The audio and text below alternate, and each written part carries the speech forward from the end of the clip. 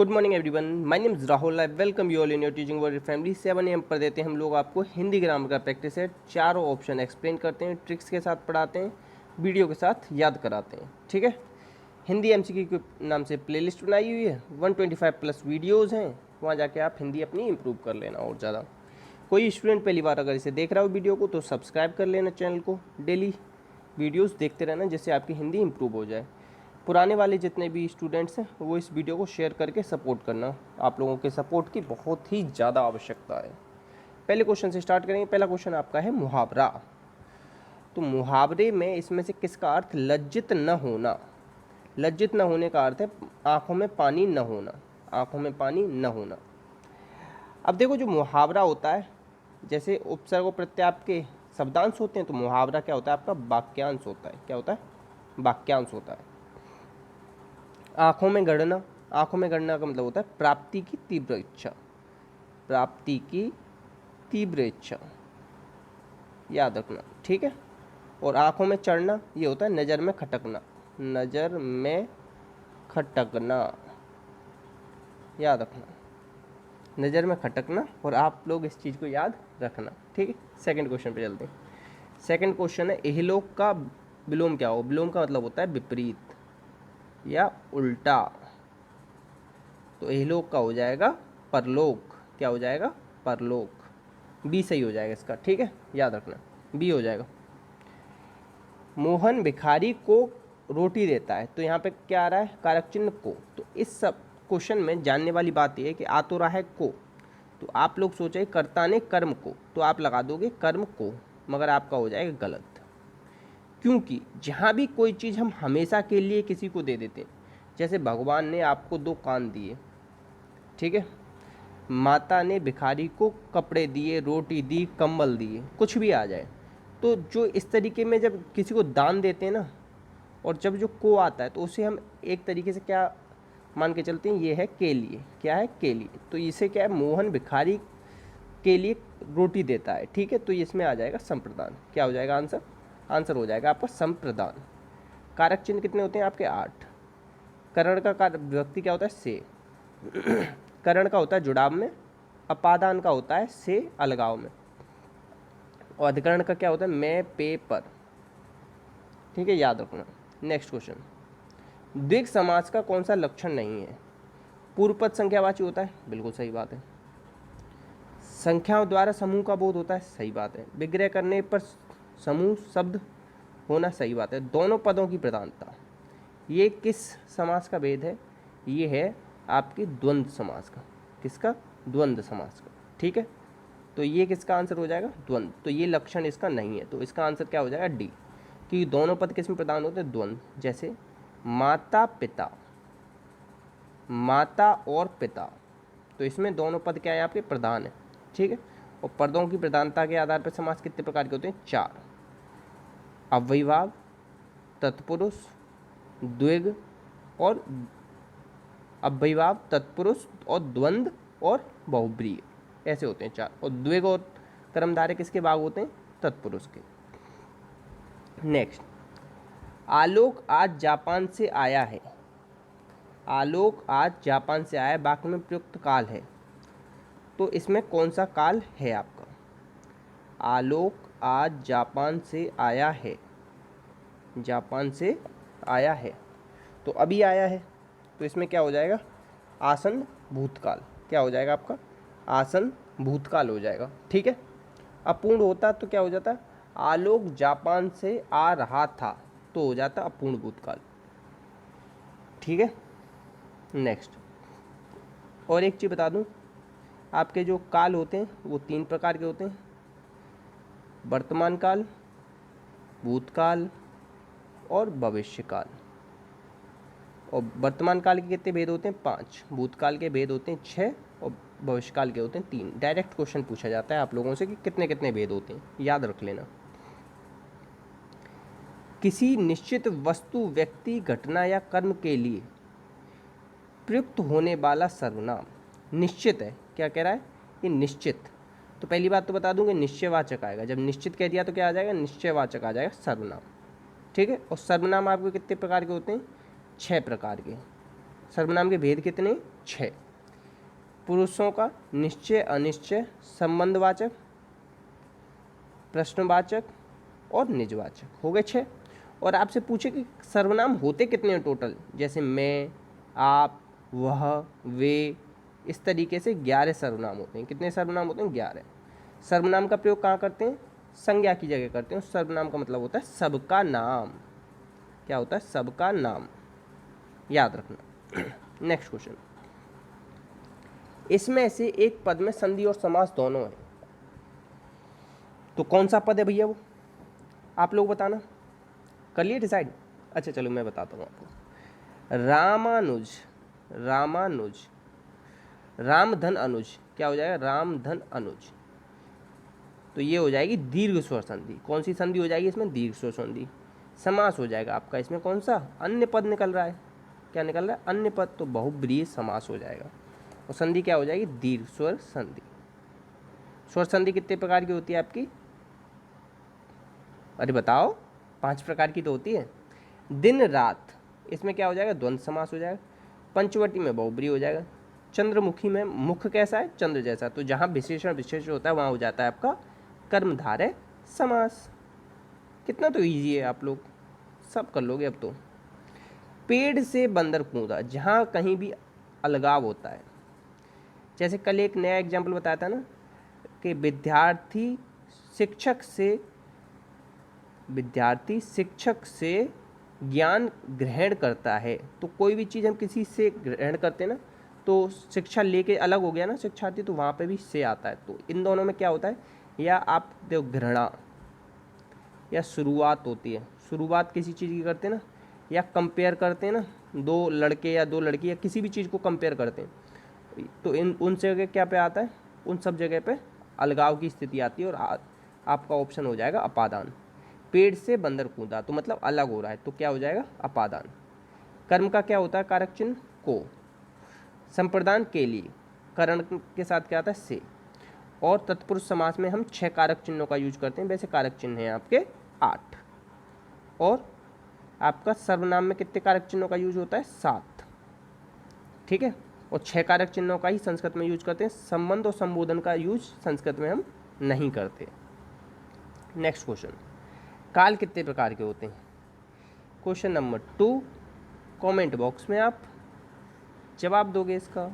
ठीक है, प्लीज़ सब लोग दे देना इसका जवाब। तो इस स्माइली आप लोगों के लिए स्पेशली है, तो प्लीज़ दे देना ना, और शेयर कर देना अगर अच्छी लगे तो वीडियो। आह आप आ गए, आह आप आ गए, तो आह क्या है? आह है यहाँ पे अव्यय। क्या है? अव्यय। अव्यय को कहते हैं हम अभिकारी। अभिकारी, अभिकारी होते हैं 4 प्रकार के। तो 4 प्रकार में से कौन सा है? ये है विस्मयादि बोधक। विस्मयादि बोधक, बोधक। ठीक है, तो ये कौन सा है? विस्मयादि बोधक है। ठीक है, याद रखना। और विकारी कितने प्रकार के होते हैं? विकारी भी आपके 4 प्रकार के होते हैं। संज्ञा, सर्वनाम, क्रिया और विशेषण। ठीक है, और जो बाकी आपके बच जाते हैं क्रिया, विशेषण, संबंधबोधक, समुच्चय बोधक और विस्मयादि बोधक, ये 4 आपके हो जाते हैं अभिकारी। ठीक है, याद रखना। नेक्स्ट है बाघ। बाघ का बनता है आपका स्त्रीलिंग बाघिन। क्या बनता है? बाघिन। ठीक है, और हिंदी में केवल 2 ही लिंग होते हैं। हिंदी में कितने लिंग होते हैं? 2। एक तो होता है स्त्रीलिंग, एक होता है पुल्लिंग। वचन भी केवल 2 ही होते हैं। वचन कितने होते हैं? 2, एक वचन और बहुवचन। नेक्स्ट, पूत कपूत तो क्यों धन संचय, पूत सपूत तो क्यों धन संचय। कपूत सपूत इस तरीके से आता है तो उसे कहते हैं लाटा अनुप्रास। क्या कहते हैं? लाटा अनुप्रास।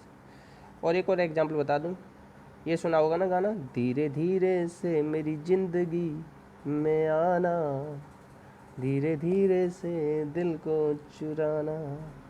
तो ये जो आता है ना धीरे धीरे, ये जो लाइन सुनी ना आपने, कभी नहीं भूलोगे अब। तो जहाँ पे भी ये 2 बार आ जाए ना, तो वहाँ पे भी क्या लगा देना आप? लाटा अनुप्रास लगा देना। ठीक है, ये किसका भाग है? ये आपका है अनुप्रास अलंकार का भाग। अनुप्रास अलंकार कितने प्रकार का होता है? 5। ठीक है, याद रखना। और अनुप्रास, यमक, श्लेष, ये सब किसके भाग हैं? अनुप्रास, यमक और श्लेष, ये सब हैं आपके शब्द अलंकार के भाग। ठीक है। और उपमा, रूपक, उत्प्रेक्षा और ये सब अतिशयोक्ति, ये सब किसके हैं? ये अर्थालंकार के भाग हैं, ठीक है। नेक्स्ट, नमो नारायण। नमो नारायण का क्या हो जाएगा? नमः धन नारायण। क्या हो जाएगा? नमः धन नारायण, नमो नारायण, ठीक है, याद रखना। नेक्स्ट, प्राण प्रिय। प्राण प्रिय, तो इसका क्या हो जाएगा? प्राणों को है जो प्रिय, प्राणों को है जो प्रिय। तो इसमें कौन सा हो जाएगा आपका? इसमें हो जाएगा कर्मधारय, क्योंकि यहाँ पे क्या आ रहा है? विशेषण विशेष, ठीक है। बहुब्री में क्या होता है? अन्य पद प्रदान होता है। तत्पुरुष में क्या होता है? द्वितीय पद प्रदान होता है या उत्तर पद प्रदान होता है। और द्वंद्व, देखो द्वंद्व गलत लिखा है यहाँ। क्या लिखा है? गलत लिखा है। कैसे लिखा जाएगा? द्व, इस तरीके से भी लिखा जाएगा तो भी सही होता है, क्योंकि हम कैसे लिखते हैं? शुद्ध इस तरीके से लिखते हैं ना, तो इसमें दा आधा होता है, बा पूरा होता है, दा आधा होता है, बा पूरा होता है, दा आधा बा पूरा, फिर बीच में आधा ना, फिर दा आधा बा पूरा, ठीक है। तो दोनों तरीके से लिख सकते हैं इसे, ठीक है। द्वंद्व में क्या होता है? दोनों पद प्रदान होते हैं। नेक्स्ट, कवि का कौन सी संज्ञा है? कवि में जातिवाचक संज्ञा। क्या है? जातिवाचक। अगर कोई नाम होता जैसे जय शंकर प्रसाद, तो ये क्या हो जाती? फिर ये हो जाती व्यक्तिवाचक संज्ञा। उत्पत्ति के आधार पर, व्युत्पत्ति के आधार पर कितनी प्रकार की होती है? 3। और अर्थ के आधार पर कितनी होती है? 8 प्रकार की, ठीक है। और जो छोड़ो उसे, बाकी सब छोड़ दो। और नेक्स्ट क्वेश्चन, नीला शब्द कौन सा विशेषण है? तो नीला क्या है आपका? गुण है। क्या है? गुणवाचक है। विशेषण कितने प्रकार के होते हैं? 4। संख्या, परिमाण, गुण और संकेत। संख्यावाचक, परिमाणवाचक, गुणवाचक और संकेत नहीं होता, सार्वनामिक विशेषण होता है। क्या होता है? सार्वनामिक विशेषण, सार्वनामिक विशेषण होता है 14, याद रखना। और वो गुणवाचक विशेषण था ऊपर। योग रूढ़ में मैंने आपको बताया बहुत बार बताया कि बहुब्रीहि के जितने भी एग्जाम्पल होते हैं वो सब किस में आते हैं? योग रूढ़ में आते हैं। अब बहुब्रीहि का कौन सा एग्जाम्पल है? इन चारों में बता दूं तो कौन सा? चक्र पाणी। चक्र है पानी में जिसके, मतलब कि विष्णु जी, ठीक है। बाकी ये ए, सी और डी, इनमें बताना कि कौन से शब्द हैं, रूढ़ कौन सा है, यौगिक कौन सा है, इन तीनों में से। बाकी जो रहेगा, अगर कोई होशियार है आप में से तो वो बता सकता है, नहीं तो बाकी कोई दिक्कत नहीं। पहले भी मैंने एक्सप्लेन किया है इसे, नेक्स्ट क्लास में दोबारा करूँगा। इसमें से कौन सा सकर्मक क्रिया का उदाहरण है? देखो, बच्चे खेल रहे हैं। क्या खेल रहे हैं? क्रिकेट खेल रहे हैं। तो आ गया ना, ये कर्म है इसमें क्रिकेट। अब इसमें केवल ये होता कि बच्चे, क्रिकेट हटा दो यहाँ से, बच्चे खेल रहे हैं, तो फिर ये क्या हो जाता? फिर अकर्मक हो जाता। मगर इसमें क्या है? क्रिकेट है, तो ये क्या है? सकर्मक है। पक्षी उड़ते हैं, बच्चा रोता है, राधा नाचती है, तो ये कौन सी? स्वाभाविक क्रियाएं हैं। ए, बी और डी क्या है? स्वाभाविक क्रियाएं। दौड़ना, हंसना, रोना, ये सब क्या है? स्वाभाविक क्रियाएं। और ये स्वाभाविक क्रिया क्या होती हैं आपकी? स्वाभाविक क्रियाएं आपकी क्या होती हैं? अकर्मक होती हैं। याद रखना, पेपर में पक्का आएगा। तो आपको ये मेरी बात याद आनी चाहिए कि पक्षी उड़ रहे हैं तो है आपकी अकर्मक क्रिया, ठीक है। गृह शब्द का तद्भव क्या होगा? तद्भव क्या होते हैं? संस्कृत के शब्दों के तत्सम के गलत हो गया, तत्सम के बिगड़े हुए रूप को कहते हैं आप तद्भव। तो गृह का क्या हो जाएगा? घर। गृह हम बोलते हैं संस्कृत में, और घर बोलते हैं आप आजकल जो लैंग्वेज में हम ना घर का यूज करते हैं, याद रखना ये। नेक्स्ट, वाक्य के भेद बताओ। हमने खाना नहीं खाया, तो नहीं क्या आ गया? नहीं आ गया निषेधवाचक। क्या हो गया? निषेधवाचक। वाक्य कितने प्रकार के होते हैं? सरल, संयुक्त, मिश्र। रचना के आधार पर 3 प्रकार के, और अर्थ के आधार पर 8 प्रकार के, ठीक है, याद रखना। अब इसमें कौन सा नहीं? प्रश्नवाचक नहीं दे रखा है, और इसमें और 3 नहीं दे रखे हैं। वो कौन कौन से? विस्मयादिबोधक नहीं दे रखा है, और कौन सा नहीं है इसमें? इच्छावाचक, आज्ञावाचक नहीं दे रखा है इसमें, और एक और रह गया, ठीक है। नेक्स्ट क्वेश्चन, हवन से संबंधित सामग्री, इसे कहते हैं हबी। क्या कहते हैं? हबी। नैवेद्य को कहते हैं बताशा, क्या होता है बताशा। और हवन में जलने वाली सामग्री को कहते हैं समिधा, क्या कहते हैं समिधा। और हवन से संबंधित सामग्री और हवन के लिए ये अलग अलग है, ठीक है दोनों चीज़। तो ये जो आंसर है ना इसका, हवन से संबंधित सामग्री, तो वो हो जाएगा हवि, ठीक है। अब देखो कुछ मैंने 3-4 आपके लिए लिख दिए थे, 1 वर्ड सब्स्टिट्यूशन आते जाते हैं ये, तो देख लो एक बार। जो अपना ही हित सोचता हो तो वो होता है स्वार्थी, जो अपनी ही इच्छा से काम करता हो तो वो होता है स्वेच्छाकारी, जो अपनी इच्छा अनुसार किया गया होता है स्वैच्छिक, खुद की इच्छा से किया हो, जो काम करने में आसान हो ये पूछा जा सकता है सुकर। सुकर बहुत ही 1% लोग जवाब दे पाएंगे इसका, तो याद करना जो काम आसान हो तो सुकर। भूख से पीड़ित होता है क्षुद्धार्थ, ये भी बहुत कम लोग जानते होंगे। क्षुद्धार्थ कहते हैं ना कि आज तो पेट में चूहे दौड़ रहे हैं, तो मतलब वो क्या है, वो है क्षुद्धार्थ। नेक्स्ट, इसमें से कौन सा सही है, तो भगवद गीता होता है, दा आएगा, पंडित आएगा इस तरीके से, ठीक है। तहसीलदार आता है, सा आएगा, ये इसकी जगह। पुदीना आपका बिल्कुल शुद्ध है, पुदीना खाओ और दिमाग तेज चलाओ। सींग का क्या हो जाएगा, सींग का तत्सम होता है श्रृंग, क्या हो जाता है श्रृंग। तत्सम क्या होते हैं, संस्कृत के शब्द होते हैं। पंडित जी वगैरह बोलते हैं ना मंत्र, उन सब में संस्कृत के शब्द यूज होते हैं। तो पंडित जी कभी घर में कथा करें ना तो उनके पास बैठ जाना, बहुत सारे शब्दों को नए नए सीखने को मिल जाएंगे, और हिंदी ग्रामर में यूज कर लेना। भिक्षुक, भिक्षाधन उक, भिक्षुक, कौन सा प्रत्यय है इसमें, उक प्रत्यय है, कौन सा है उक। और प्रत्यय कहाँ लगते हैं आपके पीछे या अंत में, शब्द के अंत में क्या होते हैं शब्दांश, क्या होते हैं शब्दांश, और इनका अपना अर्थ नहीं होता। उपसर्ग का अर्थ अपना होता है, इस चीज़ को याद रखेंगे। कौन, आप, और कौन रखेगा, आप ही रखोगे। समास का शाब्दिक अर्थ क्या होता है, समास का शाब्दिक अर्थ होता है संक्षेप, क्या होता है संक्षेप। और समास का विलोम क्या होता है, विलोम होता है व्यास, ठीक है। और समास पदों की प्रधानता के आधार पर 4 प्रकार के, वैसे हिंदी में 6 प्रकार के बता दिए ना, याद रखना। नेक्स्ट, पाप पुण्य शब्द में कौन सा समास है, तो पाप और पुण्य, और पुण्य, या ये जो योजक चिन्ह आता है ना, ये किस में आता है, ये योजक चिन्ह आता है आपके द्वंद्व समास में। तो देखो यहाँ पर ये जो जिस तरीके से इसने द्वंद्व लिखा है ना, ये भी शुद्ध है, इसे याद रखना। जो हम लिखते हैं ना द्वंद्व इस तरीके से, इसी को इसने खोल कर लिख दिया है, क्या कर दिया, खोल कर लिख दिया है। अब देखो मैं कहता हूँ ना नीचे वाय पूरा, तो वो इस तरीके से बा होता है, ठीक है ना। और जो ऊपर आता है ना वो दा आधा है। बहुत सारे लोगों को यही नहीं पता होता कि इस तरीके से अगर दे दिया पेपर वाले ने तो इसमें कौन सा आधा है कौन सा पूरा, तो बहुत सारे लोग तो दा को ही पूरा करेंगे। तो याद रखना जो नीचे होता है ना वो पूरा होता है, ठीक है। तो इसमें कौन सा समास हो जाएगा, द्वंद्व समास हो जाएगा, दोनों पद प्रदान हो जाएंगे, ठीक है। और बहुब्री में अन्य पद प्रदान हो जाएगा, इसमें प्रथम पद प्रदान हो जाएगा, इसमें द्वितीय पद प्रदान हो जाएगा। यही आपके 4 होते हैं पदों की प्रधानता के आधार पर।